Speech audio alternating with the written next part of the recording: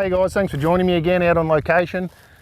If you're new to the channel, welcome. If you're not new, welcome back. So tonight we found ourselves way out west in the Australian Outback, and I've come out here for one specific reason, and that's to try and take an image that I'm actually not sure is possible. I've had this idea sort of playing around in my mind for a while, and you know, I'm always trying to push and try and get the best panorama.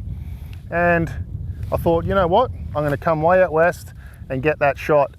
Now, I've just been driving around trying to pick a location that would suit what I want to do tonight, and I come across this old beauty. I mean, what an absolute ripper.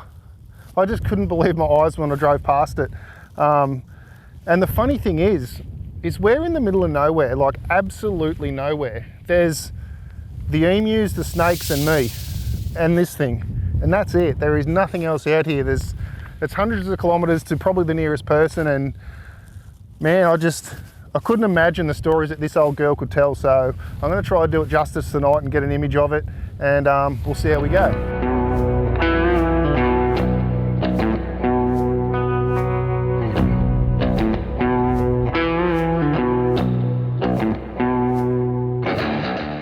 So we're at a really unique time of year now where the Milky Way arches for us pretty much straight over the South Celestial Pole, and in the early evening we've got Orion over in the west there, and then obviously before sunrise you've got the Milky Way core coming up.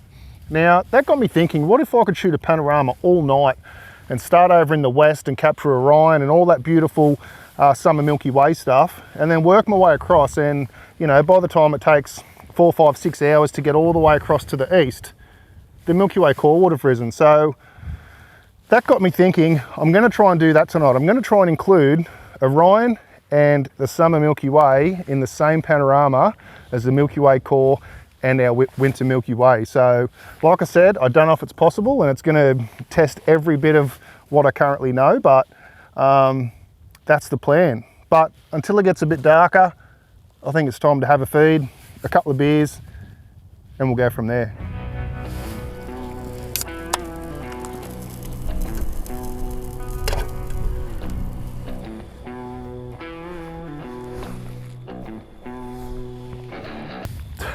So I got a bit carried away eating a barbie and drinking beer, and then I was like, I need to shoot a foreground, and there's no light. But we've still got a little bit of light left over on the western horizon there, so it's just enough to help us out a little bit. Now, if you've watched my video about how to plan for tracked panoramas, you would have seen that using a compass bearing or something to get your foreground lined up to where it needs to be in the sky. Now, tonight, I'm just going to have to take my best guess at where that's going to be, because the sky's going to move so far. This is just going to be, you know, completely out of the realms of anything I've done before. So I've pretty much got it worked out, the direction I need to shoot to have this end up in the right spot, but we'll just have to wait and see.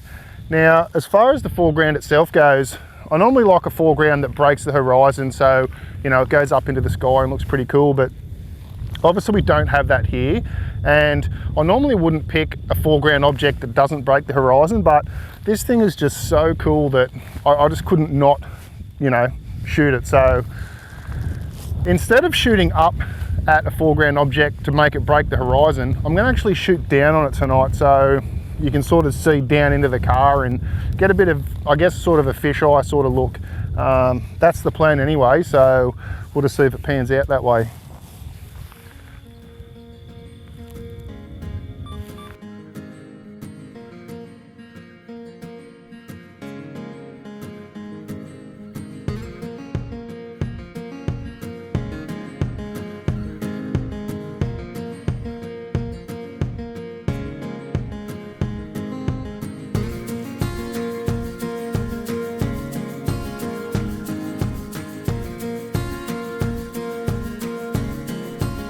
So the setup I've got tonight here is pretty much my go-to setup.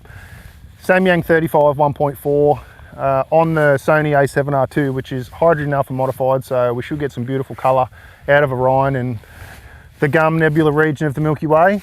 Pano head, all sitting on top of the Skywatcher Star Adventurer mount. And for you guys who follow me on Instagram, you would have seen a post I put out recently about being on the road to 1,000 subscribers here on YouTube. And I'm stoked to say that Skywatcher Australia has jumped on board, and they're supplying a Star Adventurer mount to be given away to one of my subscribers when we hit that 1,000 subscriber mark. So if you want to be in the running for it, jump over to my Instagram and have a look at that post on, you know, how to be eligible and be in the running to win yourself a tracking mount. And go and check out Skywatcher, jump on their website and their Instagram and go and see what they've got to offer.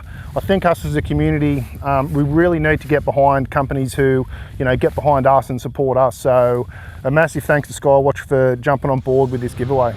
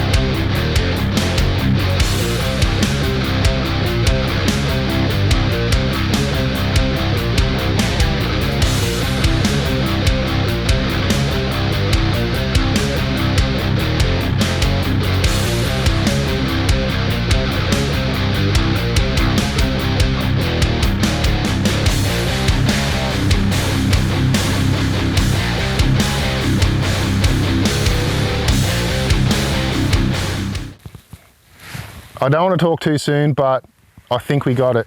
I think it's going to work. So I ended up shooting vertical rows all the way from west all the way around to the east, and it actually went pretty well. So fingers crossed it all stitches together on the computer, but who knows. I really appreciate you guys tuning in again and joining me out here under the stars. It's just awesome being out here again, and I really hope you guys enjoy the image. So any questions, drop them below. How about throwing us a like for large track panoramas, and I'm going to go and get into a nice warm bed. Till next time, cheers guys.